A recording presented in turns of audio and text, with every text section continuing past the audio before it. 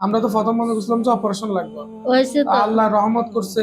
আল্লাহ এখন আমরা উসুলে আল্লাহ আমনের কিন্তু গাতের আল্লাহ আমনের লাই ঘুরে দোয়া করি আমরা যেন আঙ্গো গরিব লাই আল্লাহ সাহায্য করছে।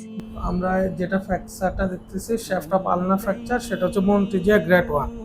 সাধারণত বাচ্চাদের ক্ষেত্রে এটা আমরা যদি প্লাস্টার করি তো আলহামদুলিল্লাহ অনেকের ক্ষেত্রে এটা চলে আসে। আমরা ওভাবে করে চেষ্টা করব। যদি প্লাস্টারে না আসে সেক্ষেত্রে অপারেশন করা লাগবে আর কি। তুমি তো তোমার কি হয় ওটা? ও আর বাগিনা বাগিনা।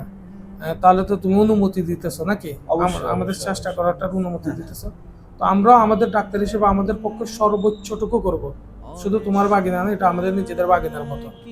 এর পরবর্তীতে আশা করতেছি আল্লাহর রহমত আমরা ঠিকভাবে যেভাবে যদি বসা দিতে পারি অপারেশন লাগবে না।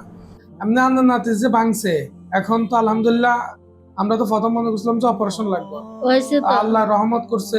আল্লাহ এখন আমরা উসুলে আল্লাহ আমনের কিন্তু গাতের আল্লাহ আমনের লাই ঘুরে দোয়া করি আমরা যেন আঙ্গো গরিব লাই আল্লাহ সাহায্য করছে। মাশাআল্লাহ আমি তো খুব খুশি হয়েছি, বুঝছেন না কথা আপনার কথা শুনে।